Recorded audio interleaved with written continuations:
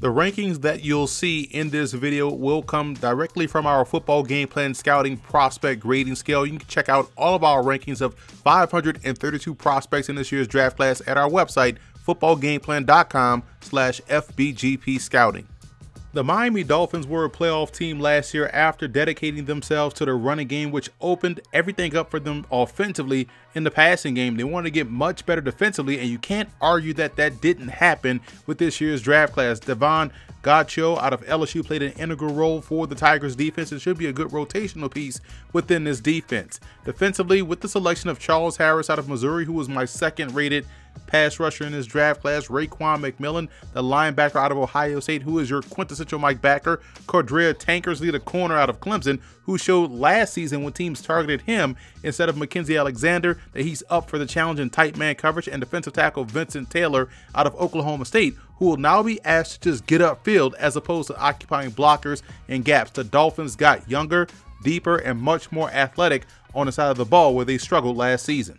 Offensively, guard Isaac Asiata gets a ton of movement up front in the running game and is one of the more consistent punchers of any interior offensive lineman in this draft class. And although they are pretty deep and stacked at wide receiver, I like the Isaiah Ford selection in the 7th round. Ford shows above average ability to sacrifice his body for the catch and should find a way to have a role on this football team.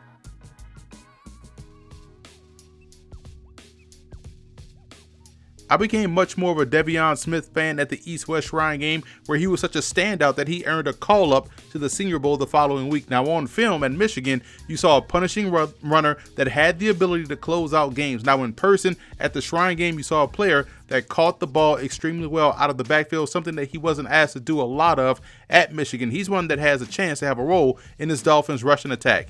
The Dolphins also added 2 more athletic and versatile rushers in Prince Martin Oguikwe out of Temple and Joby St. Fleur out of Northwestern Oklahoma State.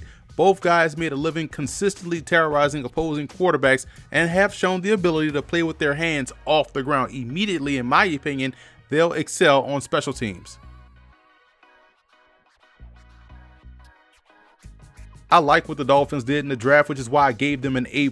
They got better at every level of their defense with players that can make day one impacts. Charles Harris, Raekwon McMillan. I also like the fact that Cordrea Tankersley was still there for them in the 3rd round, and they nabbed him. This is a guy that can step in day one and start at corner. In my opinion, the 2017 Dolphins defense will look a hell of a lot different and better than what we saw in 2016.